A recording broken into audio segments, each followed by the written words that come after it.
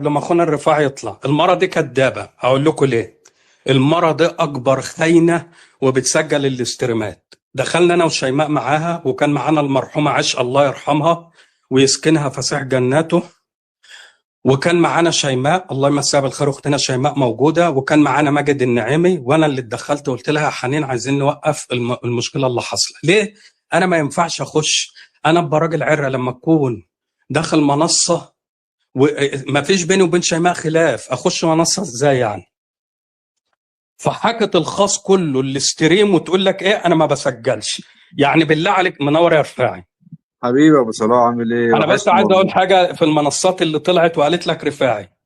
عايز اقول حاجه، هو ما كانتش بتقوم حروب، وكان في صاحب منصه الله يمسيه بالخير لما بتخش الدعامه بتاع اهلا يا ستنا شرفتنا يا ستنا، وكان يقوم يضرب لها تعظيم سلام، وكلكم كنتوا تقوموا. انا عمري ما قلت كلمه ستنا لما كنت بخش المنصات دي، عمري ولا عمري اقول على عيني وراسي ست محترمه وبتساعد المصريين وملهاش علاقه بهتك الاعراض، والله والله على ما اقول شهيد، وكانت متاخده في الرجلين.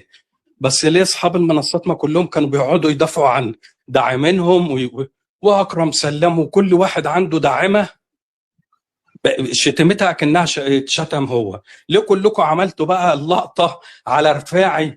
وانت يا رفاعي ازاي انت متدخل الهاشمية؟ طب الهاشمية عملت لها حاجة عشان تراضي ماي هارت؟ عشان جمالات كفتة دخلت عايزة تراضيها، وجمالات كفتة حاطة الهاشمية في دماغها. عرفتوا اللي حصل ايه؟ وقاعده تعمل فتنه من هنا لهنا، وبقى لها شهرين وهي اللي مقومه المنصات على ابراهيم ام عدي. ام عدي عملت لك ايه يا مره كفته؟ ام عدي عملت لك ايه؟ تقدر تقول ام عدي طلعت غلطت فيك غلطه واحده؟ قسما بجلاله الله ام عدي ما تعرف حاجه عن البسات، ولا اصلا لها علاقه بابراهيم، ولا لها علاقه، والله على ما اقول شهيد. طلعت هتكت عرض الهاشميه وطلعت الخاص بتاع الهاشميه وقلت ده الهاشميه قالت لي. بيني وبين امل مصلح في منصتك يا خاينه. سجلوا اللي بتاخدوا المقاطع، عشان المره دي كدابه بتسرح بعقولكم. المره دي اكبر خاينه وبتاخد سكرينات شوت وبتنزلها. انا كان بيني وبين امل محادثه الكدابه المتبليه المره دي. امل بقول لها يا امل، انا كنت في التوقيت دون انا وماهر ما صالحناش رفاع، فبقول لها ماهر اللي قال لك ان انا سلامات، انا مش سلامات. يعني انا امل نفسها ما عندهاش معلومه، بتقول ده وائل اللي قال لي. خدت السكرينه وخدتها سكرين شوت الخاينه وقامت حطها منتدى عندها، اللي بتطلع تقول لك ايه انا ما باخدش سكرينات، انا ما باخدش. كانت في منصه اخونا ايمن واختنا ابتسام الله يرحم والدتهم مسكنها فسيح جناته يا رب. انت عارف المره دي لو محترمه اصلا يا رفاعي، السكرينه دي اثناء خلاف قديم ما بين ابراهيم وايمن، المفروض هي اساسا لو عندها مبدا انا ايمن مش موجود اساسا ما بيفتحش بسات، وايمن مش حابب يشوف ان الصوره دي اصلا من قناته، اكيد هي المفروض ما تحطش صوره. انت قاعده اي حد بتراشق مع حد بتقومي واخده الصوره لانك مره فاضيه. طلعت في ال40 بتاع جوزك، خدت السكرينه بيني وبين امل، خدت سكرينات بين ايمن وبين رفاعي، حكيت بالتفصيل الممل، الاستريم اللي كان ما بيننا انا وانت وشيماء. هو الواحد هيفتكر تفاصيل يا رفاعي وبالحرف، وطلعت عند ابراهيم الفلسطيني وتقول لك ايه؟ طلعت قالت ايه؟ بس استنى. طلعت قالت ايه المره دي؟ قالت لك حبيبي يا رفاعي حبيبي يا سلامات. بس استنى. طلعت قالت لك عند حبيبي، ولا اقول لك يا ابراهيم. بطاطس، ولا اقول لك يا يا عناب، ولا عم اقول انا لك كل ايه؟ مش عارف انفكاك بصراحه. مش الانفكاك دي مستلمهم يا رفاعي يوم عيد هتكون اعراض. هم على بيولولوا ليه الاقل مش يوم؟ اقول لك على حاجه. بطاطس اختنا محترمه بتخش في التعليقات واقفه مع الحق. سلامات اخونا محترم، واقف مع الحق. كل الفكات اللي بتخش معانا دي كلهم على حق. ليه؟ هي بتقول محمد صلاح وغيره وغيره. ليه؟ عشان خاطر الناس دي على حق مش على باطل. لا انت عارف لو عشان حد انا دخل عندهم، انا اسمعني، قاتلها عارف عشان لو حد دخل عندهم وطبل لهم ولا يجيبوا يقولوا ولا يقولوا محمد صلاح ولا هيقولوا ولا يذكروا اسم فيك اساسا، انت فاهم؟ وبعدين انت يا عم ده بتقول بص. بتحشر في نسوان ومش طب هات لي راجل او ست او اي حد، هات لي رجاله ما اتحشرتش في منصه نسوان، هات لي ستات ما معلش اتحشرتش يا اخويا في رفاعي، منصات احنا رجاله. رفاعي يا حبيب قلبي، احنا عايشين في القاهرة يا حبيب قلبي وفي المنصورة واسكندرية وبنشوف. يعني حرام لما نظلم بنت كوكو ونحسبها على الجنس الناعم ده، ولا محصلة جنس ناعم يا حبيب اخوك، ولا محصلة جنس خشن. عشان يا كده كل ما جدع تشوف اقسم مدبة تتجنن وربنا، عليها. ده انا الناعم، ده انا امور يا جدع. هشكر لك يا في نفسي مرة، واقول لك ايه يا بالظبط، انا مش مرة، عارف، ده انا النسوان بتجري ورايا زي يا الرز. مرة يا خاينة، عمرك شفت يا رفاعي في حياتك على مدى السنين اللي انت عشتها دي واحدة تطلع في الأربعين بتاع جوزها تفتح بثات وتهتك أعراض؟ ده انت واسمين يا باشا. لسه. المرة دي في شهور العدة، في شهور العدة فتحت بس هتك أعراض وطلعت على أمل. طب أمل مش موجودة في اليوتيوب. أول ما أمل طلعت يا أنبلة وأمل، وهي أصلا اللي طلعت على أمل. قالت لك إيه بقى؟ طلعت على أمل بحجة إيه؟ أصل أمل بعت صاحبة منصة، بعتها تبلطج على رورو، وهي دلوقتي عندها جمالات كفتة اللي كانت بتهدد مين؟ اللي كانت وبعدين بتهدد أم مين عدي سمية امبارح. دي؟ انا عاوز اعرف مين سمية اللي لسه لا لا سامعين لا لا عنها لا في يا طبق رفاعي، اليوم. والله العظيم كده بصراحة يبقى نزلنا بالمستوى، لا مش للدرجة دي يعني، والله مش العظيم يا هنتكلم. محمد يا صلاح انا فتحت بسين اتنين فقط والله لا غير، العظيم ما فتحتش ما تاني. بسمعها، ما بسمعها ولا انا ولا اقسم بعرف بالله، بتقول بص ايه. اقول لك على حاجه، اللبسات القديمه اللي بتشتغل دي شفناها وزهقنا من ميتين امها، بقالها 50,000 سنه سمعناها وشفناها. ايمن شتمني انا شتمته، فلان شتمني انا يا شتمته، فلان عم هي عملها. بتشغل فاهمني؟ بسات وانا بشتم ماهر وماهر بيشتمني. انا ماهر يا اخويا عم يا عم وهو دلوقتي ايه بينك واصطلحنا. وبين ماهر؟ دلوقتي ما احنا فيش خلينا بينا في الا دلوقتي. كل خير، ما فيش الا بالظبط، بينا ايه كل بينك خير. وبين، ايه وعلى بينك وبين فكرة ابراهيم؟ ولا في اي حاجة الا بينا كل خير. ايه بينك وبين رفاعي؟ عشان ممكن يشغلوا ولا بس رفاعي كان بيشتمك اخويا او انت وحبيبي ولا في بتشتمه. بينا الا لا، كل خير، وانا اللي كبر بدأت دماغك الغلط يا معاك. عمي، كبر وانا اللي دماغك بدأت. اقسم بالله ومنصة العظيم. عيش الله يرحمها وتصالحنا وتصفينا، وكل واحد راح لحاله وسبيله والله بكل ادب يرحمها. وباحترام. يا محمد انا فتحت مرتين فقط لا غير، انا مش بتاع الشو اه ولا بتاع مشاهدات يا ولا عم بتاع واحنا واتس فاضيين ولا للكلام بتاع ده بيفتح. ده بص يا يا ماهر، عم يا بص انا، مم. مش بتاع بص يا الكلام ده يا رفاعي، محمد رسول الله. انت دخلنا فاهم؟ انا وماجد النعيمي، انا وماجد النعيمي وشيماء وعشق والمرضي، طلعت عند ابراهيم الفلسطيني في رمضان اللي فات لما انتهزت بقى. ما هي شيماء دايسه عليها ومش قادره على شيماء، فكانت ايه بتشمشم زي الكلبه، اي منصه تطلع على شيماء تقوم داخله. وشيماء وام عدي كانوا معروفين ان هم اخوات، دخلت دي تشتم وتعمل الفتنه وتوقع، ومره لباخه وقامت شاتمه شيماء، شيماء اتجننت.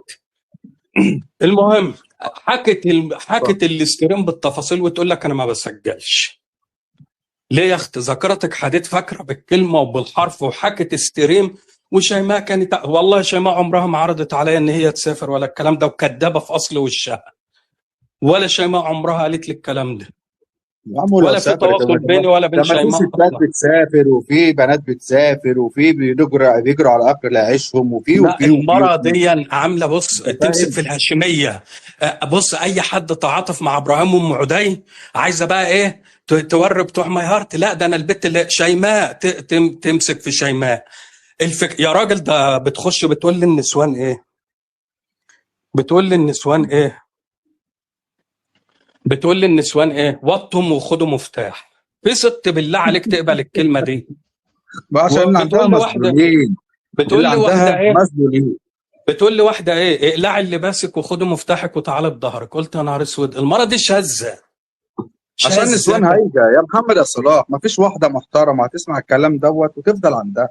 يا مرة الشتيمه ناس دي لغه الضعفاء. البسات اللي انت وبعدين بتشغليها ده يا بنت كوكو شغل قديم يا هبله، شغل ما تعرفيش تواجهي، ما تعرفيش تمسكي على محمد صلاح. ما هو محمد صلاح كلكم بتطلع تقول عيط، اعيط عشان امي عشان جبت لها الشتيمه. طبعا طبعا، طب لان انا والدتي جزمتها هقول لك على برقبه حاجة عطره زيك وبمنصتك.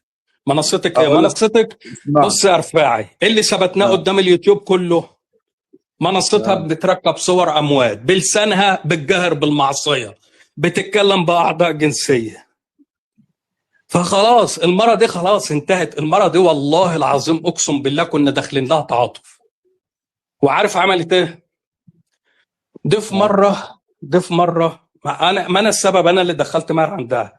كانت هي بتترشق هي واخونا خالد البراك. فخالد انت عارف بقى وقت الخلافات، فقام قايل لها ايه؟ ماهر المصري مقبضك. قامت هي مجدوله بس. فانا رحت كلمت ماهر قلت له ماهر معلش تعالى فهمها انت، ولا قبضت ولا حاجه، وخالد كان بينا تراشق وقال كده وتعالى. وانا اللي دخلته ما كانتش مصدقه نفسها ان محمد صلاح وماهر عندها، وكانت بتضرب لنا تعظيم سلام. ليه؟ احنا بنخش المكان بنعليه. احنا بنخش المكان بنعليه. احنا مش بنزيد في الزيطه يا مره. انت ما كانش ليكي خلافات مع ابراهيم وام عدي؟ ابراهيم طلع قال لك انت يا منافقه يا ام 100 وش، يا منافقه طالعه تركبي الموجه وتقولي ايه؟ انا هشيل الصور اصل صعبت عليا. اول ما تلاقيتي شمت خلاف ما بين زيزي، طب ما شلتهاش من بدري ليه؟ ما هي الست كانت بعدت كذا لانك جبانه وتلاقيتي زيزي وتلاقيتي جيجي وتلاقيتي المنصه بتاع جيجي ناجحه وقويه، استغليت الخلاف وقمت قايله انا ضميرك صحي. طب لما ما ضميرك صحي ما ابراهيم بعد كذا مره ما شلتش صور ابوه ليه؟ يا مره يا هتكت الاعراض، يا هتكت اعراض الاموات، يا مجاهره بالمعصيه. تطلعي تردحي نسوان ردح. يلا شغلي بسات كله قديم.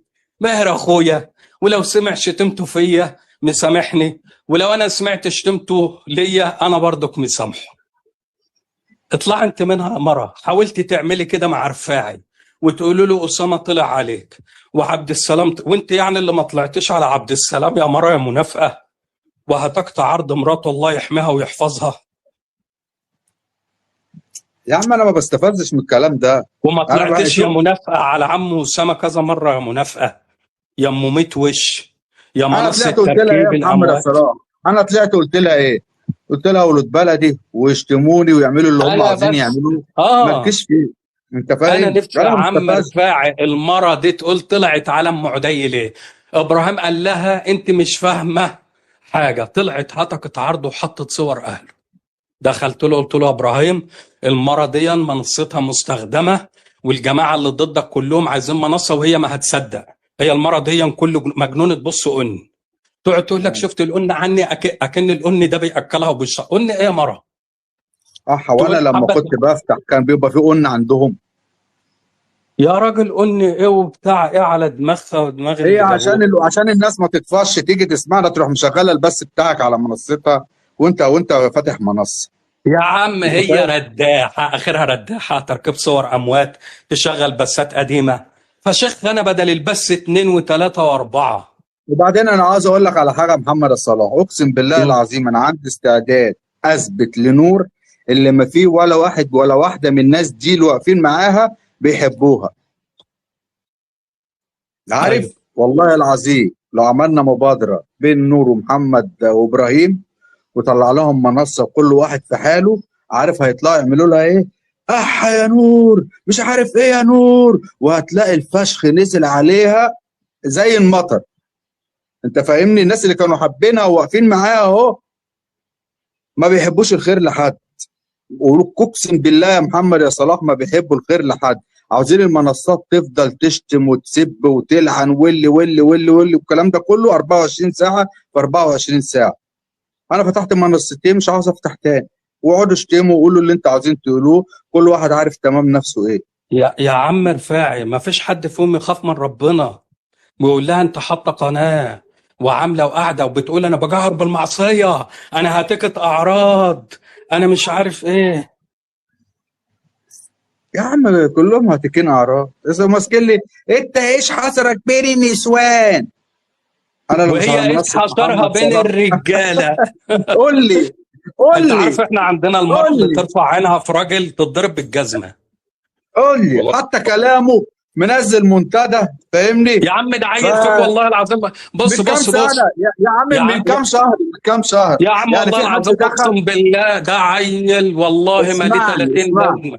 وهو والله احمد العظيم. خاطر على فكره. هقول لكم هو احمد خاطر ليه. هقول لكم هو احمد خاطر ليه. انا بيتفتح عليا بسات شتيمه وعلى فكره واحد بيباع قناه اقسم بالله الواحد اللي بيسرب لكم وقاعد من تحت لتحت يقول لكم ده الفيك بتاع الفلاني الفلاني، وده الفيك بتاع الفلاني، واللي ما بيشبعش من الملايين ده طبعا معروف. قسما بجلالة الله اي اللي كذا واحد على الخاص ان احمد خاطر هو كلام في الصميم، اقسم بالله وعزة جلالة الله